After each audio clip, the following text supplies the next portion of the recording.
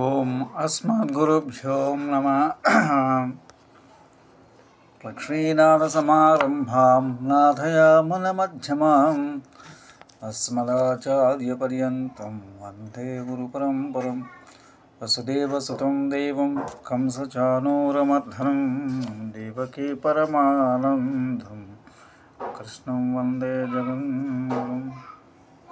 ప్రియ భగవద్బంధులారా, ఈరోజు మనం భగవద్గీతలోని 2వ అధ్యాయంలో 27 జాతస్య హి ధ్రువో మృత్యుః ధ్రువం జన్మమృతస్య చ తస్మాదపరిహార్యార్థేన త్వం శోచితుమర్హసి.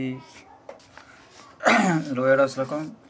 దేహమనే ఆత్మ అయిన వాని పక్షం ప్రకారం అయిన పుట్టిన వానికి మరణం తప్ప, మరణించిన వానికి తిరిగి పుట్టక తప్ప పుట్టకూడదు. పుట్టి పెరిగి నశించి తిరిగి పుట్టుడనే పరిణామం కలుగుట శరీరములకు పరిహరింప వీలులేనిది కదా. ఇక ఎందుకట్టి వానికై శోకించుట. ప్రకృతి ద్రవ్యములు చేరి శరీరముగా తయారగుచున్నవి, వాటిలో చేరుతూ పెరుగుచున్నవి, అవి విడుచు నశించున్నవి, తిరిగి ప్రకృతి ద్రవ్యంగా మారుటకే కదా మరణం. ఆ ద్రవ్యం ఎప్పుడూ తరగదు, అవస్థలు మారును, మార్పులు ఎప్పుడూ జరుగుతూనే ఉండను. ఒక్కొక్కసారి మట్టి కుండ పెంకు తిరిగి మట్టి, చెట్టు, జంతువు, నరుడు ఇత్యాది ఏదో ఒక రూపంలో కావచ్చు. రూపం దాల్చుటే పుట్టుట, రూపం మారుటే గిట్టుట. ఇది తప్పనిసరి కనుక అట్లు తలుచు నాస్తికునికి కూడా మరణ విషయంపై విచారించిన అవసరం లేదు అనుచున్నాడు. అవ్యక్తాని భూతాని వ్యక్త మధ్యాని భారత అవ్యక్త నిధనాన్యేవ తత్రక్త పరదేవన. 28వ శ్లోకం. హే అర్జున, మనుష్య పశుపక్ష మొదలగు శరీరములన్నిటి యొక్క పూర్వావస్థ ఏమిటో నీకు తెలియదు. ఇవి ఎట్లు ప్రారంభమైనవో పూర్వం ఎట్లున్నవో తెలియవు కదా. వీటి చరమావస్థ మరణించిన పిదప ఎట్లున్నో ఎప్పుడో కూడా తెలియదు. కేవలం ప్రస్తుతం ఉన్న మధ్యస్థితి మాత్రమే తెలియచున్నది. ఈ అవస్థలు మారట నీ చేతిలో లేదు. ఈ శరీరం నశించుకుంటూ నీవు ఆపలేవు. అట్టి శరీరములకైన వేల విచారం అర్ధ శరీరం ఆత్మని భావించినను ప్రస్తుతం విచారించిన అవసరం లేదు. తదుపరి 29వ శ్లోకం.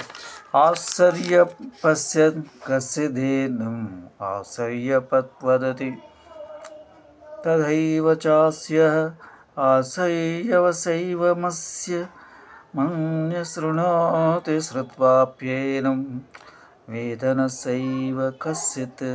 జీవుడు పదార్థములన్నిటికంటను చూడబడే దృశ్యములన్నిటికంటను విలక్షణమైన వాడు. పాపరాశి నశించి పుణ్య సంపదలు గల ధన్యుడెవడో ఒక్కడు మాత్రం ఆత్మ స్వభావం నెరగగలుగుతున్నాడు. అతనికైనా ఆత్మను గురించి చర్చించి దర్శించుకోదలది అది నిత్య నూతనగా గోచరించునే ఉండను. అత్యాశ్చర్యకరమైన వస్తువును దర్శించినట్లు అట్లే వ్యక్తి ఆత్మను దర్శించుడను. అట్లు దర్శించిన వారందరూ దాన్ని వ్యక్తం చేయ సముద్ర కాజాలు. ఏ ఒక్కడో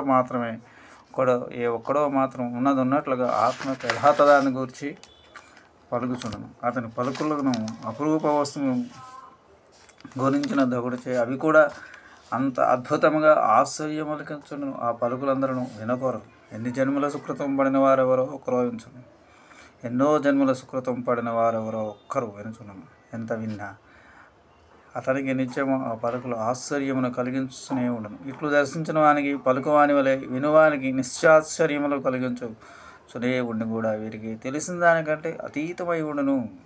అంటే ఆత్మను గురించి పూర్తిగా ఎరంగుట తెలుపుట మిక్కిలి దుర్లభం. స్వస్తి. జై శ్రీరామ్.